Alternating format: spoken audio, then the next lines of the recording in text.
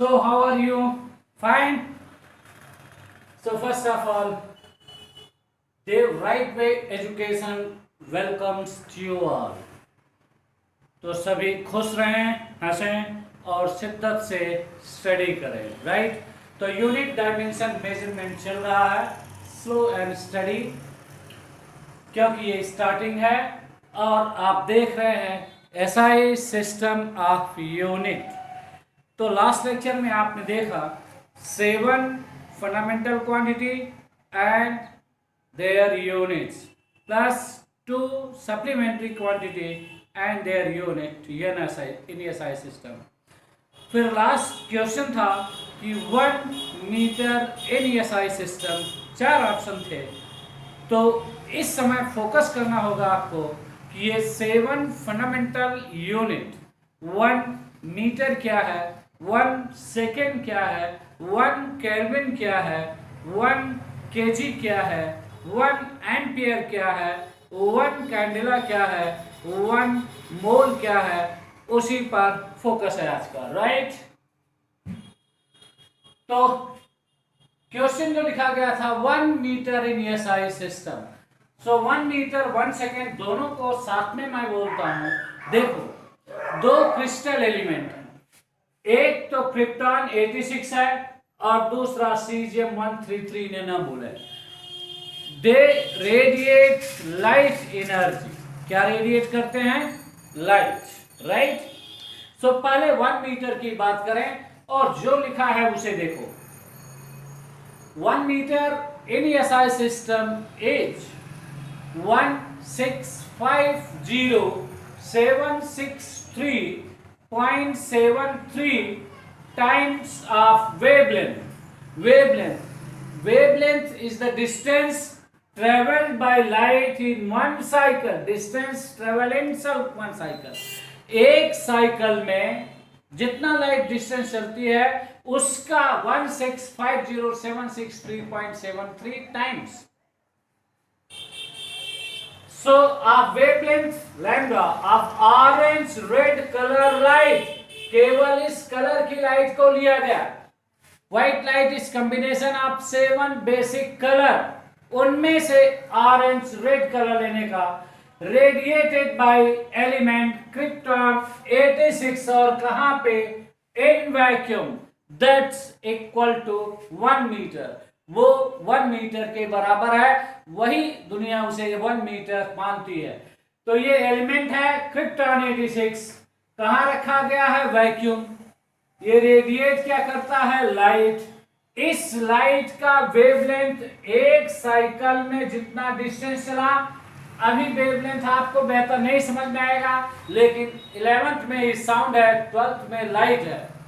तो एक साइकिल में लाइट कितना डिस्टेंस चलती है उसको मल्टीप्लाई कर दो इससे, तो इस तरह से पर ऑप्शन जो क्वेश्चन में दिया गया तो वो करेक्ट है।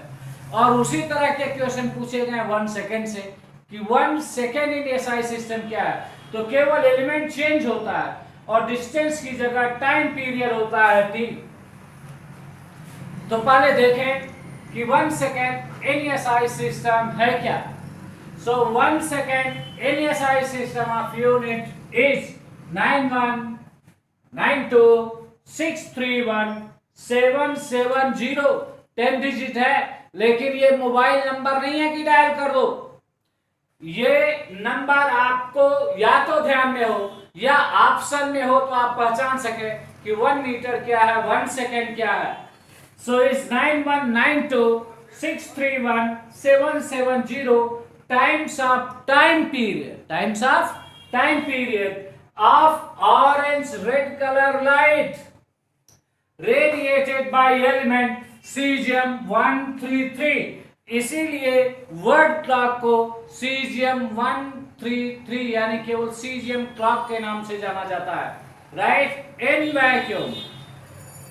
तो क्रिप्टॉन 86 की जगह एलिमेंट होगा सीजियम 133 और ये रेडिएट करता है लाइट। क्या रेडिएट करता है? लाइट। इनमें से ऑरेंज रेड कलर की लाइट लेने का। तो अब डिस्टेंस की जगह टाइम की बात है, time period is time taken to complete one cycle. तो आप टी निकाल लें और इस टी को मल्टीप्लाई कर दें किससे, 9192631770 से, दैट इक्वल्स टू 1 सेकेंड। कुछ बात समझ में आए कि 1 मीटर एसआई सिस्टम में क्या है और 1 सेकेंड एसआई सिस्टम में क्या है। ठीक है, आगे बढ़े। ना समझ में आई हो तो प्लीज कमेंट अपनी प्रॉब्लम बताएं, चैनल को लाइक करें, सब्सक्राइब करें। उसी तरह से 1 केजी आप दुकानों में जाते हैं, सब्जी ले आते हैं, सामान ले आते हैं, 1 केजी बटके से तोला जाता है। सो 1 KG in SI system, so 1 kilogram NSI system of unit is mass of cylindrical block made of platinum iridium। तो शेप कैसा है, सिलिंड्रिकल। किसका बना हुआ, प्लेटिनम इरिडियम। साइज क्या है, डायमेंशन क्या है, 36 mm। ये स्टैंडर्ड रखा कहां गया है, International Bureau of Weights and Measurement, that is Paris Hague। So 1 kg mass in SI system is taken as standard mass of a cylindrical block, memory base है, placed in Paris and Hague, made of platinum iridium having dimension 36 millimeter। right? क्या ये बातें समझ में आए? उसी के wait को व मास को 1 केजी स्टैंडर्ड माना जाता है, पूरी दुनिया एक्सेप्ट करती है। उसी तरह से देखें 1 केल्विन इन एसआई सिस्टम, आप डिग्री सेल्सियस, फ़ारेनहाइट, केल्विन, ये सब यूनिट हैं किसके, टेम्परेचर की। लेकिन आपको समझना है 1 केल्विन टेम्परेचर क्या है, जो पूरी थर्मोडायनेमिक्स के लिए एसआई यूनिट है। So 1 Kelvin temperature in SI system of unit is 1 divided by 273.16 part of the triple point temperature of water। यानी जितना ट्रिपल पॉइंट टेम्परेचर है वाटर का, उसका 1 divided by 273.16 equals to 1 Kelvin। तो ये ट्रिपल पॉइंट टेम्परेचर क्या है, जिस टेम्परेचर पर वाटर अपने तीनों स्टेट को एक साथ शो करता है। और तीनों स्टेट क्या है, सॉलिड, लिक्विड एंड गैस। तो सॉलिड के लिए आइस, लिक्विड के लिए वाटर, गैस के लिए वाटर वेपन। तो जब तीनों एक साथ जिस टेम्परेचर पे होता है उसी को ट्रिपल पॉइंट टेम्परेचर कहा जाता है। और triple point temperature of water is equal to 273.16 kelvin. ये ट्रिपल पॉइंट टेम्परेचर है वाटर का। अब इसी को अगर 273.16 से डिवाइड कर दो तो रिजल्ट क्या आएगा, 1। और ये 1 क्या, 1 kelvin, that is SI unit of temperature. तो लेट्स सी नेक्स्ट। ओके, तो अब तक आप देख चुके हैं कि 1 मीटर एसआई सिस्टम में क्या है, 1 सेकेंड एसआई सिस्टम में क्या है, 1 किलोग्राम एसआई सिस्टम में क्या है, और 1 किलो क्या है एंड 1 केल्विन एसआई सिस्टम क्या है। अब बचा क्या है, व्हाट इज 1 मोल। ये फिजिक्स और केमिस्ट्री दोनों के लिए है। ये 1 एम्पियर, 1 कैंडेला। अब सारा ध्यान यहाँ लगाएं, इन दोनों में थोड़ी मुश्किल हो सकती है आपको, और समझ जाते हैं तो भी अच्छी बात है, और नहीं समझते हैं तो भी 1 बार में, 2 बार में, 3 बार में।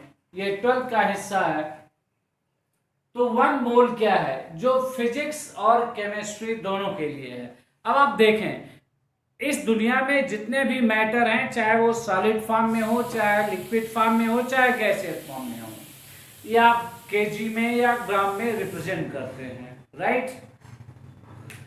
तो अमाउंट ऑफ मैटर को रिप्रेजेंट करने के लिए एसआई सिस्टम में मोल को स्टैंडर्ड माना गया। तो 1 मोल है क्या? 1 mole in SI system of unit is amount of matter, which contains 6.022 into 10 to the power 23 number of atom अगर वो एलिमेंट है, और नंबर ऑफ मॉलिक्यूल्स अगर वो कंपाउंड है। And this specific number is also called Avogadro number, because Avogadro scientist थे जिन्होंने 1 मोल define किया। अब अगर मैथमेटिकली कहना चाहते हो तो 1 mole is equal to given mass, जो मास दिया गया है ग्राम में, केजी में, डिवाइडेड बाय एटॉमिक वेट और मॉलिक्यूलर वेट। अब ये ग्राम में रिप्रेजेंट कर सकते हो, और नंबर ऑफ एटम्स और नंबर ऑफ मोल, ठीक है। तो 1 mole is the amount of matter जिसमें 6.022 इंटू 10 टू द पावर 23 या तो एटम हो और या मॉलिक्यूल हो। इसे Na से लिखा जाता है Avogadro number, which is 6.022 into 10 to the power 23। और ना भूलें, ध्यान में रखें एवोगाड्रो नंबर, और ये नंबर रिप्रेजेंट करता है 1 मोल में। फिजिक्स के साथ साथ केमिस्ट्री में जरूरत पड़ेगी आपको। अब 1 एम्पियर इलेक्ट्रिक करंट है, ये 12th का हिस्सा। तो इजी में आपको समझाने की कोशिश की जा सकती है। अगर 2 तार सभी ने देखा हुआ, इस वायर का लेंथ इनफाइनाइट हो, तार नंबर 1, तार नंबर 2, और इनमें इलेक्ट्रिक करंट फ्लो की जाए। अगर करंट सेम डायरेक्शन में, करंट आई दोनों सेम डायरेक्शन में, तो ये दोनों के बीच अट्रैक्शन होगा। क्या होगा? अट्रैक्शन। अगर ये करंट अपोजिट डायरेक्शन में है तो इनके बीच रिपल्सन होगा। बट ये एक्सपेरिमेंट फोर्स ऑफ अट्रैक्शन के लिए किया गया। तो 2 पैरेलल वायर, क्या चीज? 2 पैरेलल वायर, लेंथ क्या हो? इनफाइनाइट। कहां पे? वैक्यूम में। करंट का डायरेक्शन क्या हो? सेम। अब वो करंट का अमाउंट जिससे इस वायर की पर यूनिट लेंथ पर, वायर पूरे वायर पे नहीं, वायर के पर यूनिट लेंथ पर फोर्स ऑफ अट्रैक्शन कितना हो? 2 into 10 to the power -7 Newton per meter. Then this current is as good as 1 ampere. It is equal to 1 ampere, और ये पूरी दुनिया मानती है, वैसे लिखी गई है। तो एक बार देखें, 1 ampere electric current in SI system of unit is electric current flowing in 2 parallel conductor of infinite length placed in vacuum at 1 meter apart. दोनों वायर के बीच डिस्टेंस 1 मीटर होना चाहिए। Experiencing force of attraction per unit length यानी F/L is 2 into 10 to the power -7 Newton पर metre. कुछ बात समझ में आई? तो ना समझ में आई हो तो प्लीज कमेंट बॉक्स में लाइक करें, सब्सक्राइब करें, ये ना भूलें, ठीक है। और कमेंट करोगे तभी आप क्या कर रहे हो, क्या नहीं कर रहे हो, हमें एहसास होगा। उसी तरह से 1 कैंडिला है, ये भी 12th का हिस्सा है, क्योंकि लाइट के लिए है ल्यूमिनस इंटेंसिटी ऑफ लाइट और उसका यूनिट है कैंडिला। तो कैंडिला है क्या? मान लो कोई सोर्स लेते हो, जैसे बल्ब भी लाइट का सोर्स है। अब इसमें सभी कलर की लाइट है, लेकिन सभी कलर की लाइट नहीं चाहिए, एक फ्रीक्वेंसी की लाइट चाहिए। तो एस क्या हुआ? सोर्स। और सोर्स की फ्रीक्वेंसी कितनी होनी चाहिए? 540 इंटू 10⁻12 हर्ट्ज, यानी मोनोक्रोमेटिक है, एक ही रंग का है, एक ही फ्रीक्वेंसी का है। तो हर कलर की लाइट नहीं, एक कलर की लाइट, इसी को आप कहते हैं मोनोक्रोमेटिक, एक वर्णीय प्रकाश।